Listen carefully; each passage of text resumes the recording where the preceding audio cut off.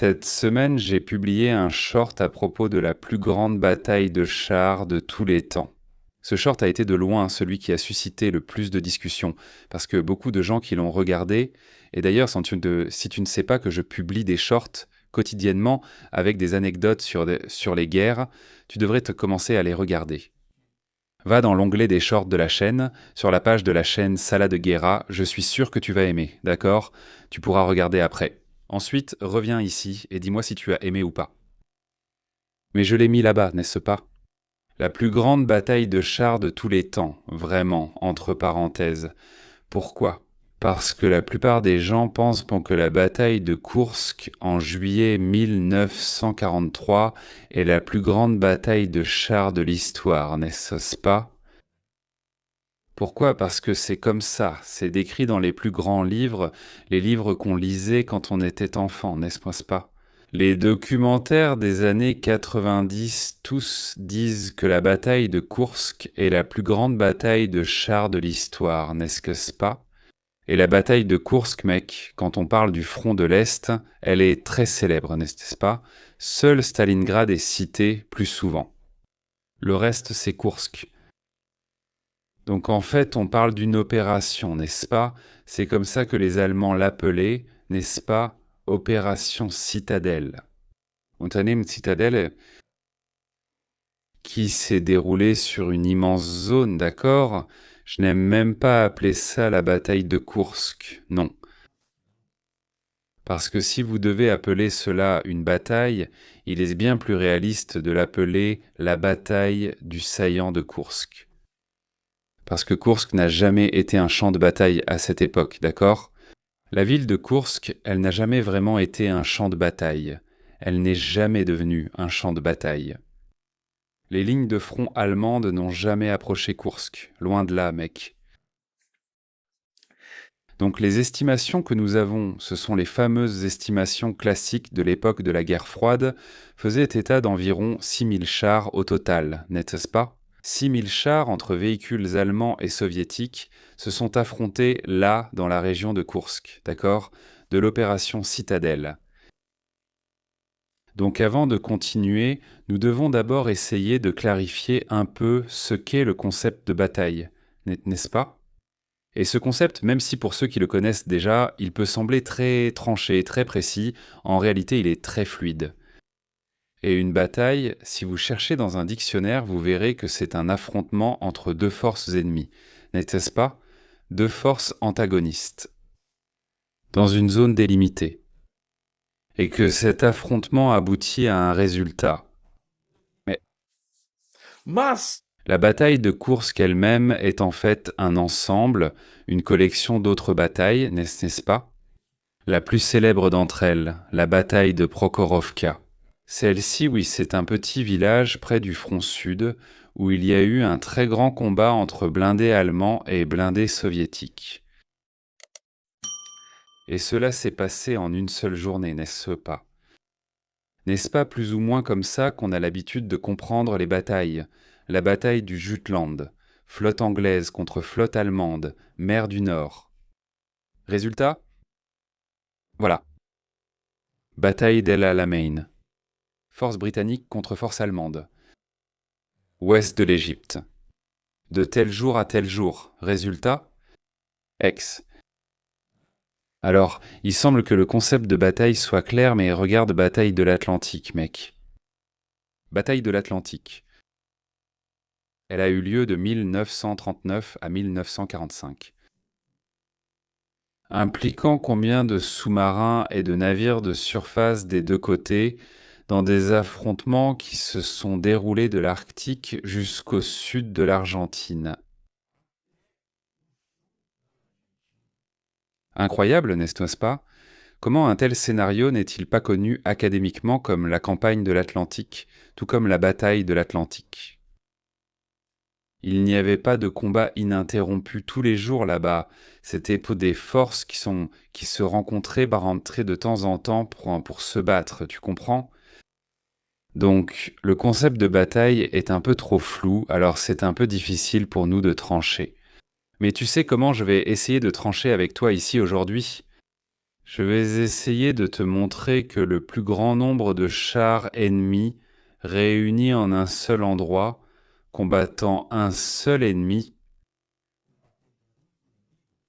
c'était lors de la bataille de Brody en juin 1941 et non lors de la bataille de Koursk, la célèbre, en juillet 1943. Donc plus de 2 ans avant Koursk a bien eu lieu le plus grand affrontement de chars de l'histoire, d'accord?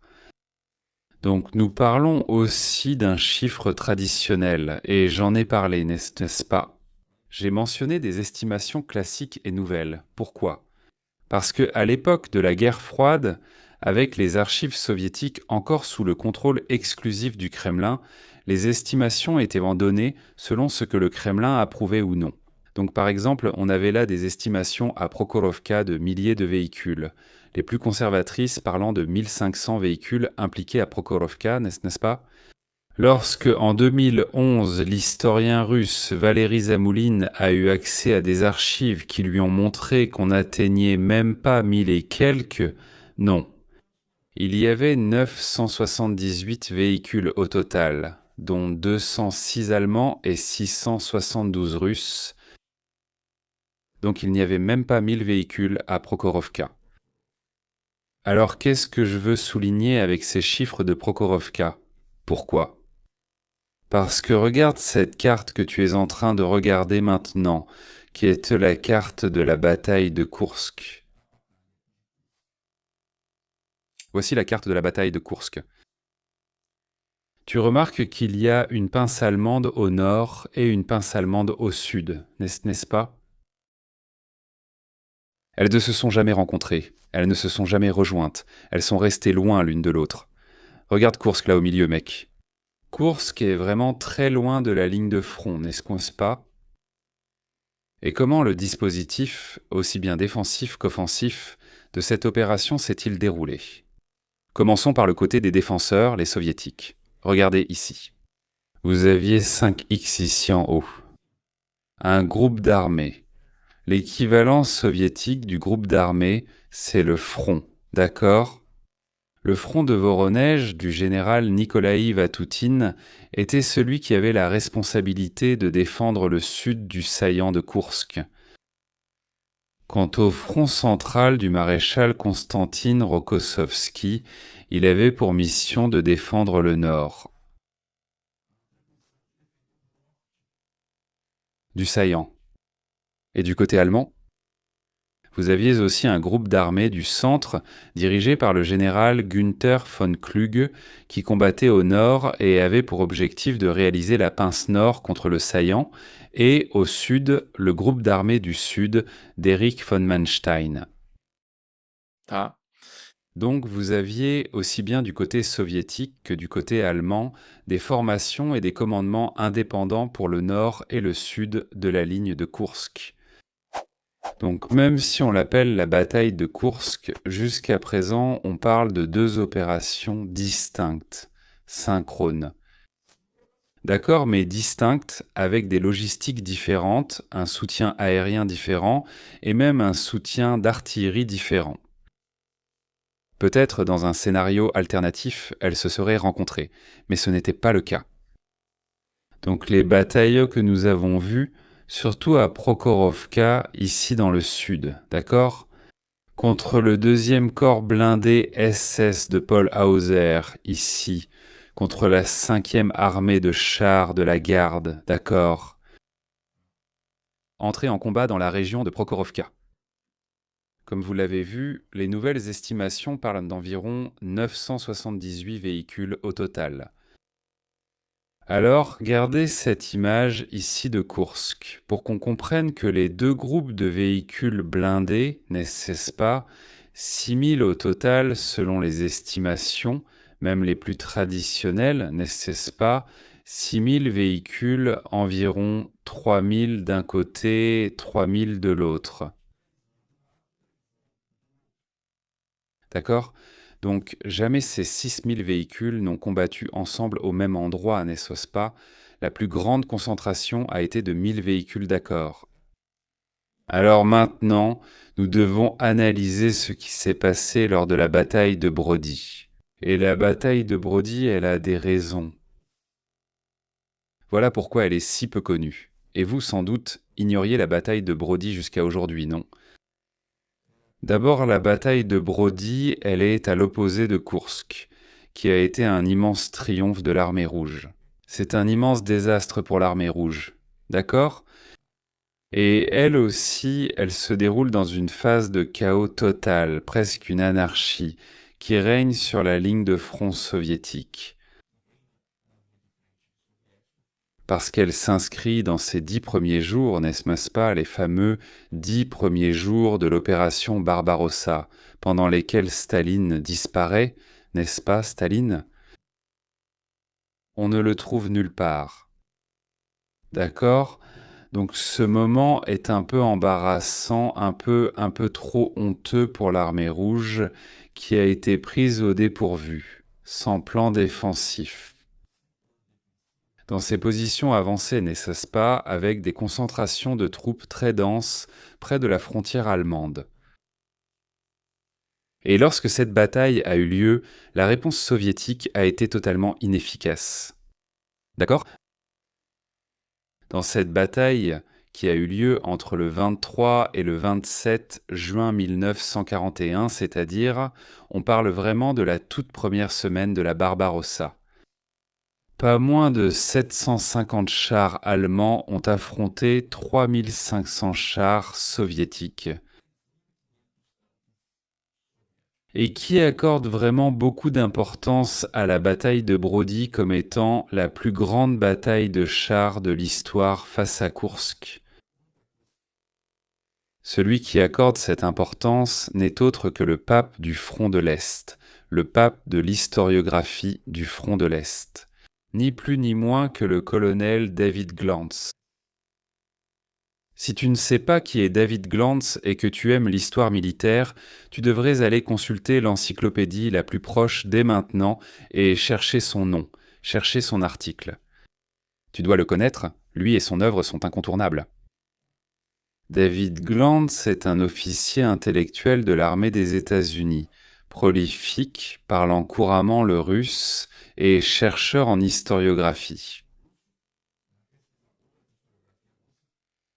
Lorsque l'Union soviétique a commencé à s'effondrer à la toute fin des années 80 et qu'elle s'est finalement effondrée en 1991, il a été l'un des très rares êtres humains sur notre planète Terre à avoir eu accès aux archives soviétiques à Moscou.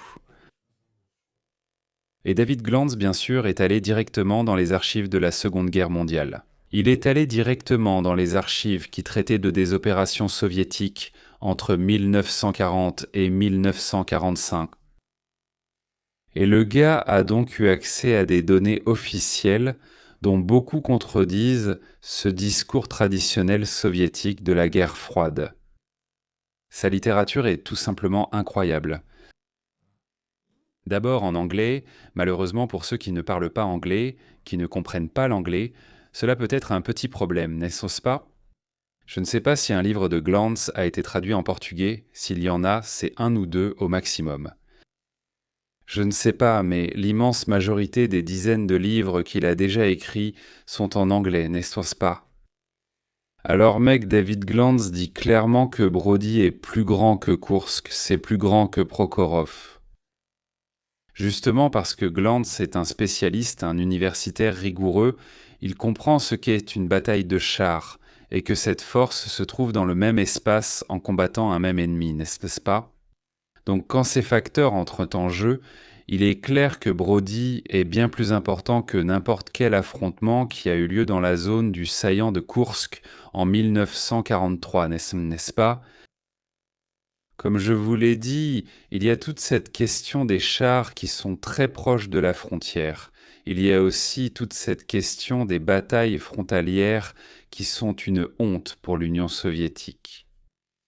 Et il y a aussi le facteur qui consolide Koursk, parce que c'est un facteur romantique, parce qu'à Koursk, il y a les protagonistes, ce sont les chars célèbres, les chars que tout le monde aime. Il y a le Tiger, il y a le Panther, il y a l'éléphant.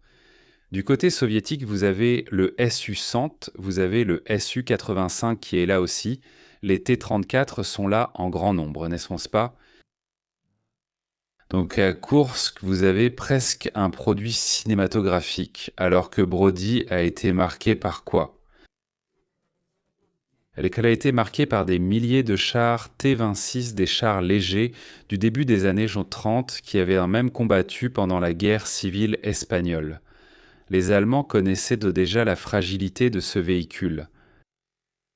Il y avait aussi plusieurs milliers de BT-7, la version la plus récente des chars BT, des chars légers à très grande vitesse. Ils pouvaient aussi rouler sans chenilles, non? Ils étaient conçus pour rouler aussi bien sur chenilles que sur roues.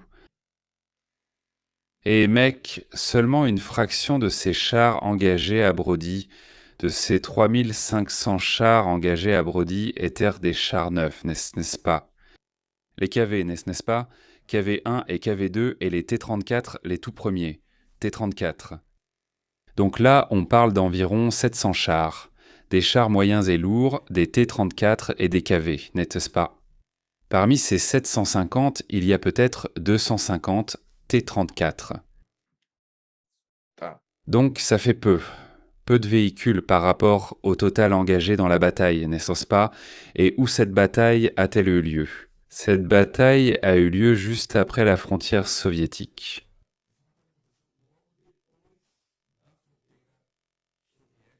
C'était le point de départ du groupe d'armées sud. C'était le point de départ du groupe d'armées sud de Gerd von Rundstedt.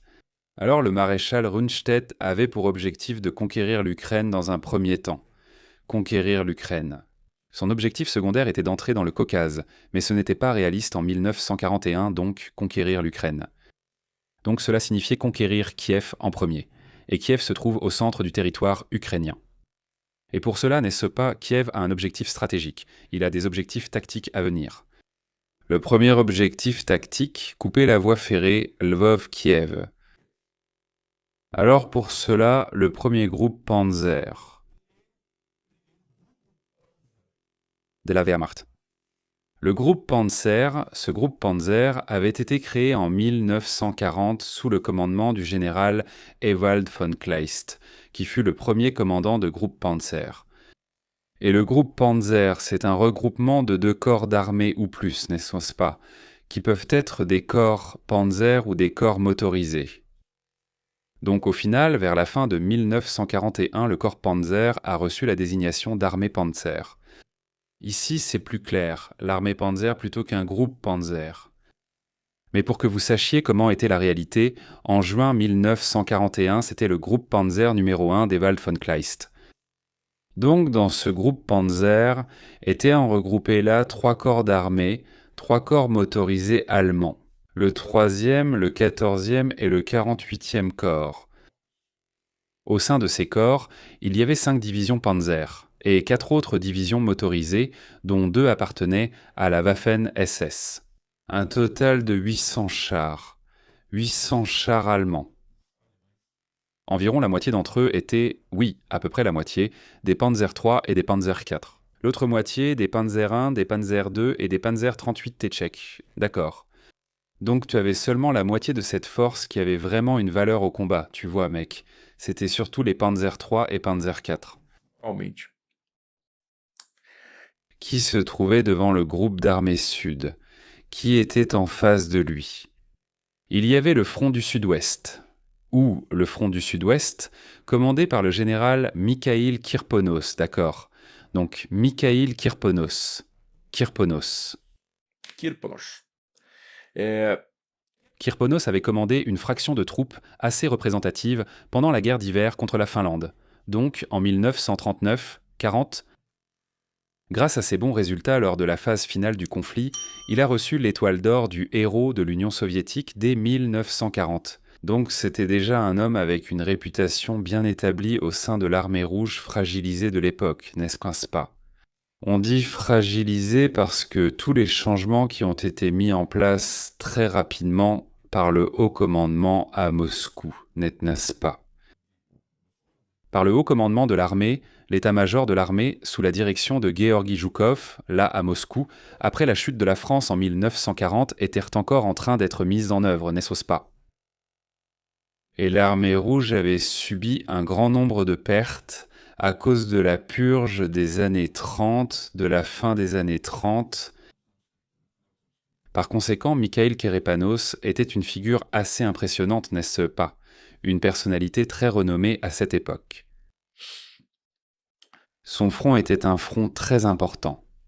Il avait donc sous son commandement pas moins de 6 corps mécanisés. 6. 4e corps mécanisé, 8e corps mécanisé, 9e corps mécanisé. 15e, 19e et 22e corps mécanisés. Maintenant, dis-moi, combien de chars Kerepanos commandait-il? Lui seul. Tu ne sais pas, hein? 5000 chars, 5 chars, des chars. Mec, 5000 chars sur un effectif de plus de 20 000. C'est une estimation prudente de ce que possédait l'armée rouge alors. Kerepanos, mec, avait plus de chars que toute la Wehrmacht. Tu imagines ça? Lui tout seul. Alors, mais tu sais quel est le problème? La plupart des chars de Kirpanus étaient en des chars légers, tu vois? C'était des chars BT-7 et T-26, comme je l'ai dit. Et l'invasion allemande a vraiment pris tout le monde par surprise. Vraiment tout le monde. Donc ces formations n'étaient même pas au même endroit. Elles n'étaient même pas positionnées pour pouvoir réagir à une attaque ennemie, tu vois. Pourquoi? Parce que la bataille de Brody commence déjà le lendemain du début de l'invasion. L'invasion commence le 22. La bataille de Brody va commencer le 23. Et où va-t-elle vraiment commencer? Vous voyez sur la carte qu'on peut tracer une sorte de triangle, mec. On peut tracer une sorte de triangle entre les villes de Lutsk, Brody et Dubno, d'accord? Lutsk, Brody et Dubno. Et après que l'armée allemande a capturé Lvov, n'est-ce pas? Oui. Toute cette zone serait balayée. Toute cette zone frontalière serait complètement balayée. Alors, quand Kleist est entré avec la première armée Panzer dans cette zone, qu'a-t-il trouvé? Il a commencé à rencontrer un très grand nombre de formations blindées soviétiques. Mais était-ce une seule formation? Était-ce un seul front blindé? Ce n'était pas un seul front blindé. Je vais t'expliquer pourquoi, d'accord? Ce qui va se passer. Du premier au deuxième jour de la guerre, la Luftwaffe avait déjà décimé l'aviation soviétique dans les airs. Alors, il n'y avait plus rien que les Russes pouvaient en lancer pour effectuer une reconnaissance adéquate. Pour pouvoir attaquer les avant-gardes allemandes ou bombarder les arrières allemandes. Rien. Donc ceux qui étaient attaqués, en réalité, c'étaient les arrières soviétiques, par les Stukas, les Heinkels, les Dornier et les Junkers. J-88, n'est-ce pas? Alors, au-delà de ce chaos sur la ligne de front et à l'arrière causé par la suprématie ennemie, il y avait un manque d'ordre clair. Pourquoi? Parce que Staline avait disparu. Où est Staline, mec? Il a disparu. Donc en l'absence de Staline, celui qui a vraiment pris les rênes, c'était Georgi Zhukov lui-même. Et qu'est-ce que Zhukov a fait? Zhukov, dans l'impossibilité réelle de communiquer efficacement avec la ligne de front, a pris un avion à Moscou et s'est rendu sur la ligne de front pour pouvoir contrôler la situation sur place. Lui-même sur place, avec les commandants. Et là, une fois arrivé, il s'est rendu compte que la logistique de la ligne de front était complètement désorganisée. Pourquoi? Parce que la logistique du commandement de Kirpanus jusqu'à ses unités de première ligne était assurée, la logistique. C'est-à-dire, cette communication, se faisait par ligne de télégraphe et ligne téléphonique civile, n'est-ce pas? Ligne téléphonique traditionnelle. Et là, aussi bien les Allemands que les guérilleros ukrainiens avaient déjà détruit cela, avaient déjà coupé cela. Ils avaient enfin déjà compromis la communication des soviétiques, non? Alors, qu'est-ce qui va se passer? Ce qui va se passer, c'est que Zhukov commence à ordonner à Kirpanus de lancer des attaques immédiatement. Mais Kirpanus, lui, il est encore en train de rassembler ses troupes. Ses troupes d'infanterie et d'artillerie sont encore très loin du lieu de la bataille. La Luftwaffe rend le champ de bataille inaccessible. Les chars motorisés arrivent donc les premiers, n'est-ce pas? Mais les chars seuls, engagés contre la ligne de front allemande, qui est un exemple de l'utilisation combinée des armes, n'est-ce pas? De l'infanterie, de l'artillerie, de l'aviation et des chars.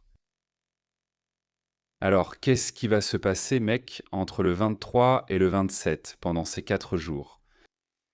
Pendant ces 4 jours, l'immense majorité de ces BT-7 et de ces T-26 va être anéantie par les armes anti-chars allemandes, d'accord? Rappelle-toi que ces BT-7 et ces T-26 sont très vulnérables. Ils n'ont pas un blindage suffisant même pour résister à un canon de 37 mm. Encore moins face au canon de 50, de 75 et surtout de 88 mm, n'est-ce pas? Le fameux 88 mm. Quand les premiers KV-1 et les premiers T-34 arrivent, c'est là que les Allemands sont vraiment surpris. Mais ils sont si peu nombreux et ils sont engagés dans le combat de manière tellement irresponsable, tellement confuse, qu'ils ne peuvent pas vraiment faire la différence, n'est-ce pas?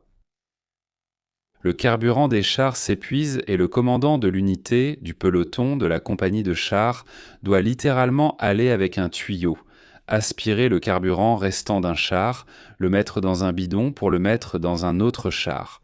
Autrement dit, si tu as un peu d'essence dans 10 chars, tu remplis le réservoir de 2, n'est-ce pas? Le réservoir de carburant de 2 blindés, et tu envoies 2 blindés au combat. C'est le chaos. C'est un chaos sans fin. Alors les Allemands, ils ouvrent la voie. Dans cette situation, pour te donner un parallèle simple à comprendre, Brody ressemble beaucoup à ce film Mad Max, Fury Road. Tu as déjà vu Mad Max, Fury Road? Où il y a le camion des protagonistes qui est constamment attaqué par les véhicules de l'adversaire. Mais c'est toujours un par un qui attaque, n'est-ce pas? L'un attaque, puis l'autre attaque, puis un autre attaque. Ensuite, les gars dans le camion arrivent à gagner. Tout le monde y va. Donc, c'est à peu près ça. C'est un peu comme Mad Max. Fury Road, cette bataille de Brody, c'est une sorte de Fury Road.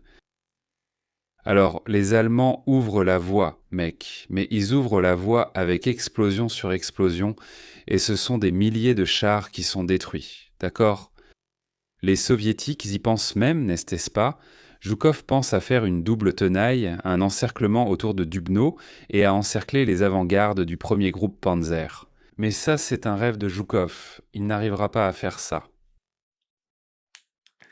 Donc là, c'est un désastre total. Vous avez même quelques petites actions qui réussissent à obtenir un certain succès contre les Allemands. Par exemple, le 9e corps mécanisé est commandé par un gars que tu connais. Konstantin Rokossovski. D'ailleurs, il fait le lien entre les deux batailles qu'on compare aujourd'hui, non? Brody et Koursk. Parce qu'ici, à Brody, il commande le 9e corps mécanisé. Là-bas, à Koursk, il va commander un front, d'accord? Il va commander un groupe d'armées. Le groupe d'armées centre, n'est-ce pas? Front centre, front central soviétique, d'accord? Alors, Rokossovski obtient quelques victoires tactiques assez limitées, mais il n'a absolument aucune logistique. Et sa tentative de se maintenir sur la ligne de front conquise est rapidement repoussée. Joukov envoie de nouveaux ordres d'attaque immédiate. Tu sais ce que fait Rokossovski, mec? Rokossovski, un gars qui avait été compromis lors des purges. Il avait été envoyé au goulag, et, en 1940, il avait été sorti de prison et réhabilité.